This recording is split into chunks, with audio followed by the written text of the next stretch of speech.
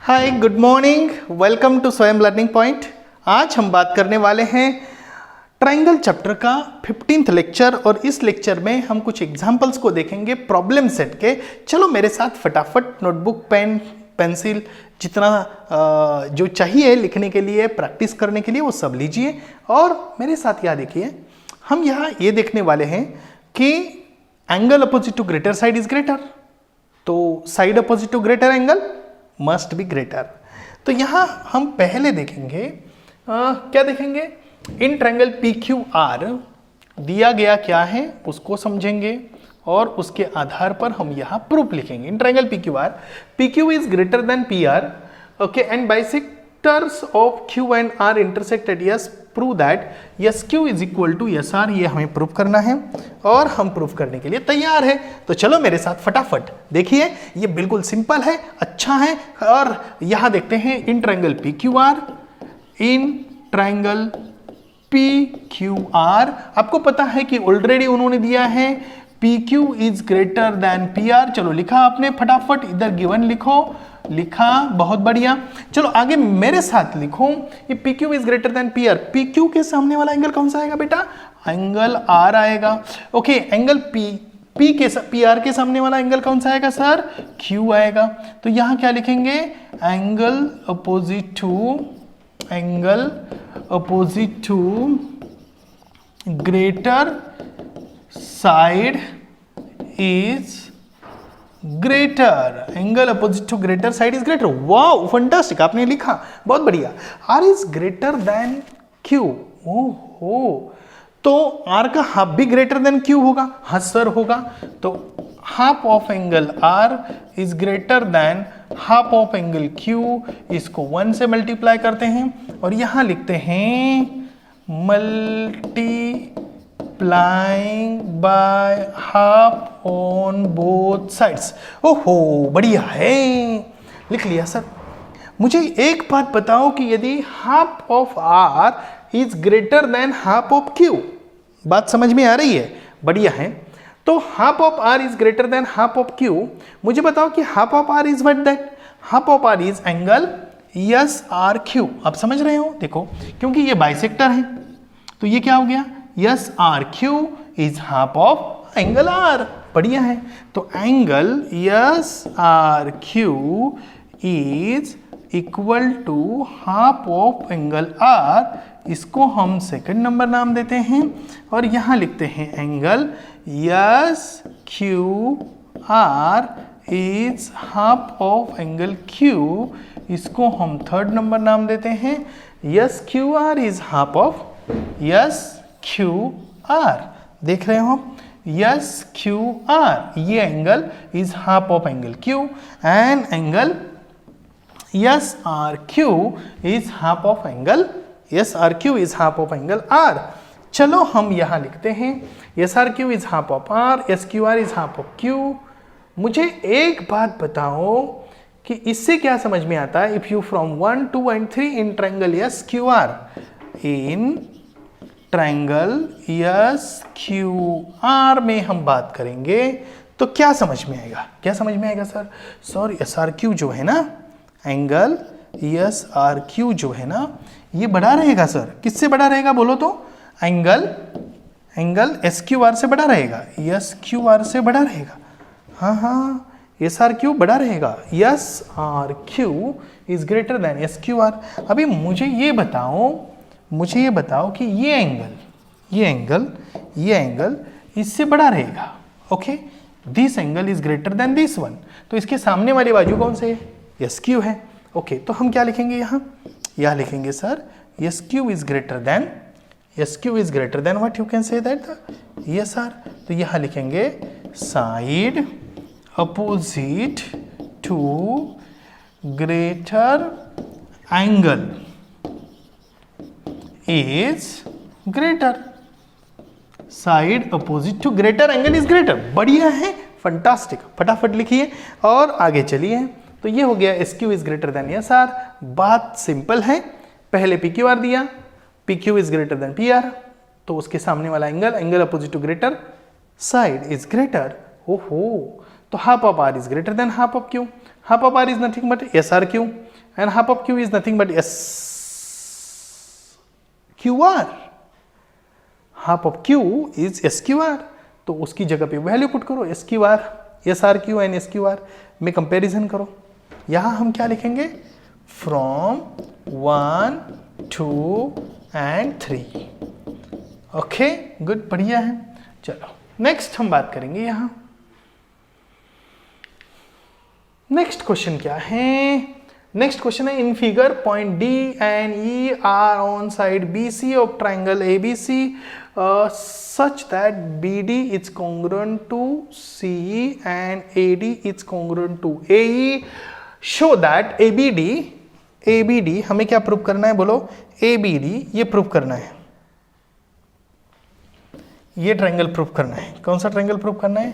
ये वाला जो ट्रायंगल है, ये वाला जो ट्रायंगल है, ये ट्रायंगल और ये ट्रायंगल, ये दोनों हमें कॉन्ग्रुएंट दिखाने हैं. ओके गुड, तो बढ़िया है. चलो सर कैसा करते हैं?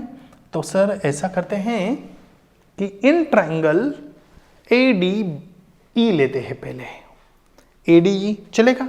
तो हम यहाँ प्रूफ को स्टार्ट करते हैं और यहाँ स्टार्टिंग में ही लिखते हैं कि in triangle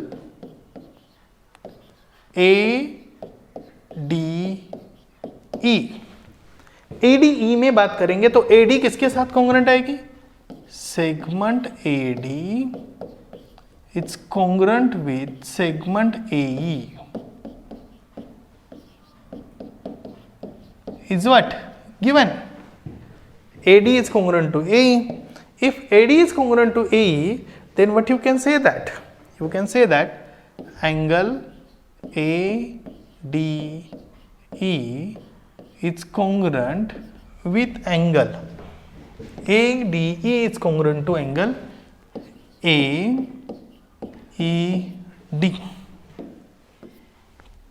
AED. What this is called as a? What this is called as a? ADE is congruent to AED. What this is called as a? This is called as a isosceles triangle theorem. बढ़िया है. ADE AED congruent है. अभी मुझे एक बात बताऊं कि ये जो एंगल है और ये जो एंगल है इसमें क्या रिलेशन है? सर ये तो 180 है. Okay good. और इसमें क्या रिलेशन है? सर ये भी 180 है. तो चलो ऐसे करते हैं कि angle ADE plus angle ADB is equal to 180 degree. इसको हम सेकंड नंबर नाम देते हैं. इसको हम क्या लिखते हैं? Angles in linear pair. क्या लिखते हैं? बोलो. Angles in linear pair. आप करेंगे यहाँ एंगल्स इन लीनियर पेयर लिखा आपने. ADE ADB. ओके चलो AED एंगल AED प्लस ये क्या है? AED प्लस क्या आएगा? AEC. चलो लिखो फटाफट AEC. Angle AEC is equal to also 180 degree. Reason is same. Angles in linear pair. बढ़िया है. तो फिर क्या आगे जाएंगे हम? ये दोनों 180 है तो ये दोनों इक्वल करेंगे. तो angle ADE plus angle ADB is equal to angle AED plus angle AEC from 2 and 3. 2 और 3 से हमें पता चलेगा कि ADE ADB AED AEC दोनों. Oh good. तो अभी हम क्या करेंगे? अभी हम कुछ कैलकुलेशंस करेंगे. कैसे करेंगे सर कैलकुलेशन? मुझे बताओ ना. ADE और AED दोनों सेम है. ADE एंड AED दोनों सेम है तो ये क्या होंगे? कैंसिल होंगे. From 1 2 3 and 4. तो यहां हम क्या लिखेंगे? 4 नंबर लिखेंगे और लिखेंगे from 1 and 4. What you can say that? You can say that angle ADB is congruent with angle AEC from 1 and 4. लिखा आपने? जल्दी जल्दी लिखो, फटाफट फटाफट। AD AED ये दोनों सेम है, तो ये दोनों क्या होनी चाहिए, सेम होनी चाहिए। कौन से दोनों, ADB एंड AEC। हो गया समझ में, ADB एंड AEC। अभी बाकी तो सब कॉन्ग्रुएंट ही है, तो बस आपको लिखना है, बल्ले बल्ले बल्ले बल्ले, गॉट इट। ओके, चलो मैं नेक्स्ट पेज पे लेके जाता हूं आपको, और वहां लिखता हूं इन ट्रायंगल। कौन से ट्रायंगल दिखाने हैं हमें, आपको पता है कौन से ट्रायंगल दिखाने हैं, जरा पता है। ओके, ये दोनों ट्रायंगल, ये ट्रायंगल और ये ट्रायंगल, गॉट इट। ये दोनों ट्रायंगल दिखाने हैं और हम इसको प्रूफ करने जा रहे हैं। क्या अभी यहां आगे मतलब कंटिन्यू रहेगा। In triangle ABD and triangle ACE, क्या क्या होगा ABD और ACE में। AD is congruent to AE, segment AD is congruent to segment AE. It's given. अभी हमने जो प्रूफ किया था वो कितना नंबर था, वो पीछे का नंबर जरा बताइए तो जरा फटाफट। ओके, इसको हम नंबर देते 5। क्या है, ADB is congruent to AEC। क्या है, ADB angle ADB it's congruent to angle AEC from 5, from what 5, good। यदि ऐसा है ADB is congruent to AEC, ADB is congruent to AEC और BD is congruent to AC, segment BD it's congruent to, क्या बोला मैंने, segment BD it's congruent to segment CEIC। It is what given, given ही दिया है ना। Okay, that's why triangle ABD it's congruent with triangle ACE। What test is side angle side test of congruency. ओहो, AB AD O AD AE, good, AD AE, this angle is congruent to this angle, what that ADB is congruent to AEC and BD is congruent to AC, so side angle side, side angle side test से ये दो triangle क्या हो गए, congruent हो गए। यही तो प्रूफ करना है, ABD is congruent to ACE। ओ, फिर से एक बार जरा देखिए पीछे, पहले ट्रायंगल ADE में लिया हमने, AD is congruent to AE, brain में फिट कर लो, अभी फिट करने का टाइम हो गया। तो AD is congruent to AD, आया समझ में, ये 1 is congruent to 2, AD is congruent to AED। अभी इसको एडिशन करेंगे, ये 1 + 3, 1 इज कॉन्ग्रुएंट टू 2, इधर 1 + 3 is equal to 180 degree and 2 + 4 is equal to also 180 degree.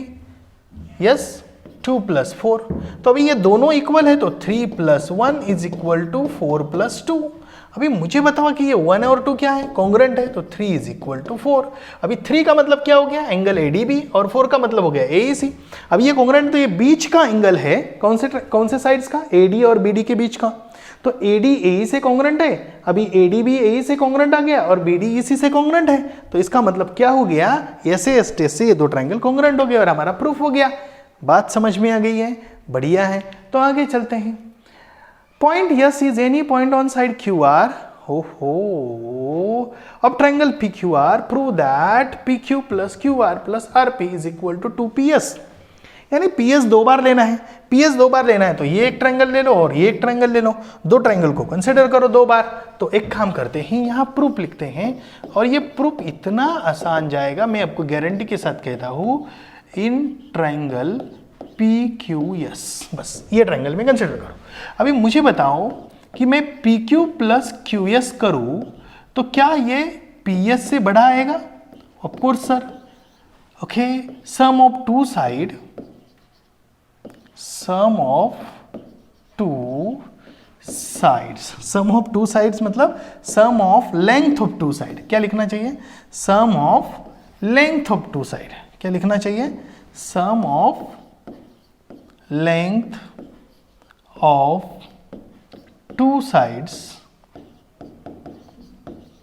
Of triangle,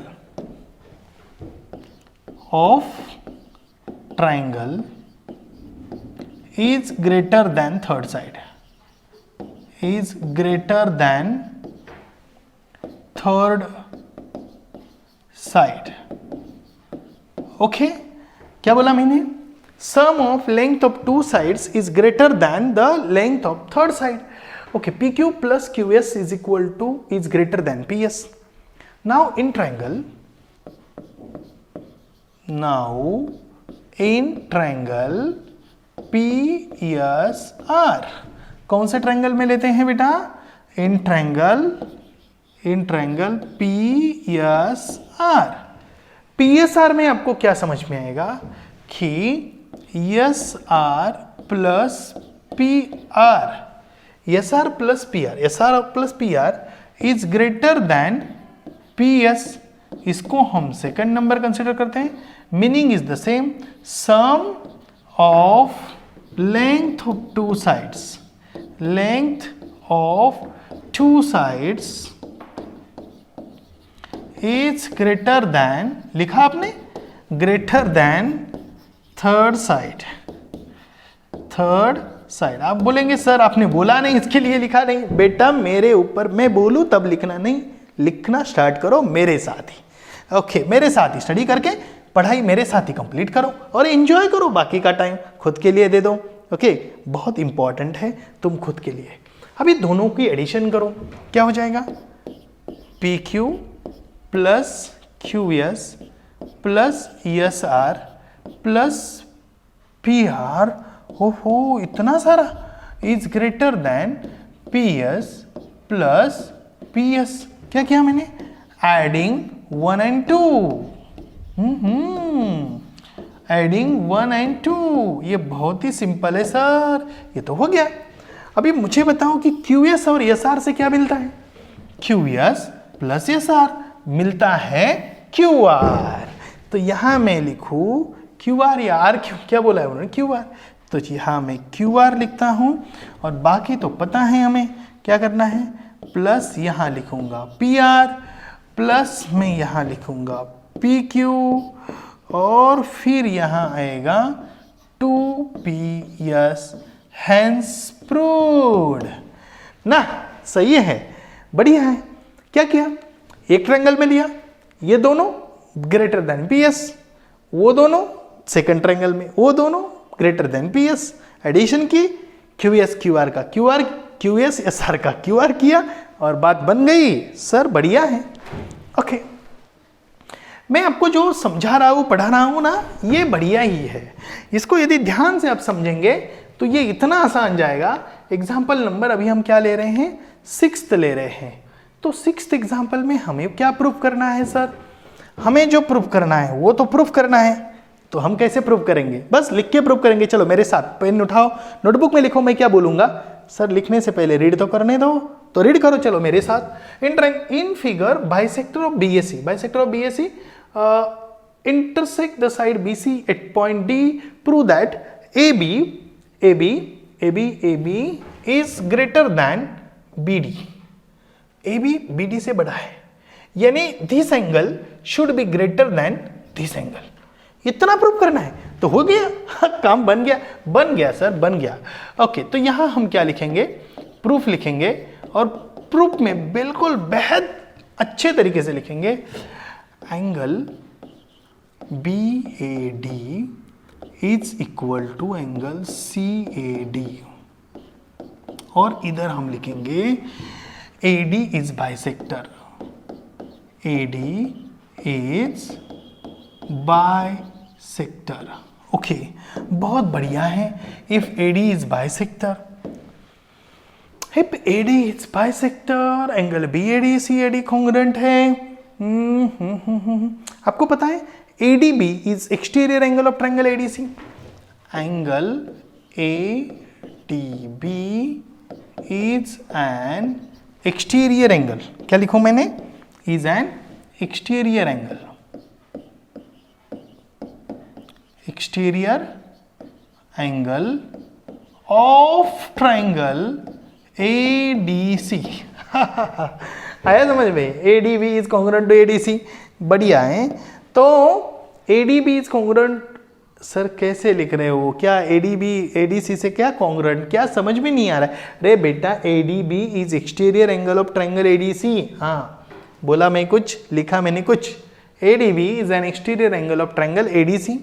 अभी आपको पता है कि एक्सटीरियर एंगल है ये एंगल, तो ये तो ये एंगल प्लस ये एंगल के इक्वल होगा. जैसे मैं इसको 1 मानूं, इसको 2 मानूं, इसको 3 मानूं, और ये 2 और 4 कॉन्ग्रेंट है. तो 2 और 4 कॉन्ग्रेंट है. मैं आपको बोल दूं, अभी मुझे पता है कि 1 is equal to 2 plus 3. 2 plus 3 आपको पता है, remote interior angle theorem. Riya पता है आपको? मैं आपको रिया की बात करता हूँ, रिमोट इंटीरियर एंगल थ्योरम. हाँ, मुझे बताओ, if 1 is greater than 1 is equal to 2 plus 3, इसका सिंपल मीनिंग है कि 1 must be greater than 2. 1 of the remote interior angle, मतलब exterior angle is always greater than, measure of exterior angle is always greater than 1 of its remote interior angle. If 1 is greater than 2, मुझे बताओ कि 2 के साथ क्या आएगा?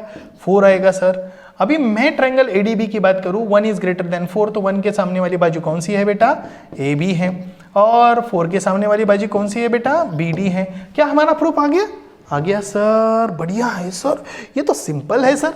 मैं लिखूं अभी, ADB is an exterior angle of triangle ADC. तो angle ADB is greater then angle CAD, is greater then angle CAD. इसको मैं सेकंड नंबर दे दूं और यहां मैं प्यार से लिखूं कि exterior angle is greater than 1 of its remote interior angle. Remote interior angle, one of its remote interior angles, one of its remote interior angles. यानी जितने दो रिमोट इंटीरियर एंगल है उसमें से एक एंगल से वो एक्सटीरियर एंगल क्या होता है? बड़ा होता है. सर बढ़िया है, तो फिर ये बड़ा होता है तो CAD किसके इक्वल है? BAD के इक्वल है. तो हम क्या लिखेंगे? इन ट्राइंगल ABD, डायरेक्टली लिख देते हैं ABD में. तो angle ADB is greater then angle BAD from 1 and 2. क्या किया मैंने? बस CAD के जगह पे क्या लिखा? BAD लिखा. हो गया काम. अभी ADB के सामने वाली बाजू कौन सी है? ADB के सामने वाली बाजू है AB is greater then. BAD के सामने वाली बाजू कौन सी है? BD है. तो हम यहां लिखेंगे side opposite to greater angle is greater. Side opposite to greater angle is greater. क्या बोला? Side opposite to greater angle is greater. यानी बड़े एंगल के सामने वाली बाजू क्या होनी चाहिए? बड़ी होनी चाहिए. बढ़िया है ना? मुझे उम्मीद है कि आपको ये चीज समझ में आई है और ये समझ में आएगी ही, और आपने लिखी भी है मेरे साथ. इतना आज के लिए प्रैक्टिस करते हैं और अभी के लिए प्रैक्टिस करते हैं. थोड़ा मन बना के इसको फिर से एक बार रिपीट कर लीजिए ताकि ब्रेन में फीड हो जाएगा. बाकी बाद में उसको देखने की जरूरत नहीं रहे, क्योंकि ज्यादातर वही एग्जांपल्स हैं. Side opposite greater angle is greater and angle opposite to greater side is greater. तो नेक्स्ट वीडियो में क्या आएगा वो तो नेक्स्ट वीडियो में आएगा. तब तक के लिए मैं आपका लर्निंग फ्रेंड आपको रिक्वेस्ट करता हूँ कि आपको ये वीडियो कैसा लगा, अच्छा लगा और क्या चाहिए, इसके बारे में ज़रा कमेंट बॉक्स में लिखने की थोड़ी सी कृपा करें। तब तक के लिए थैंक यू, बाय बाय।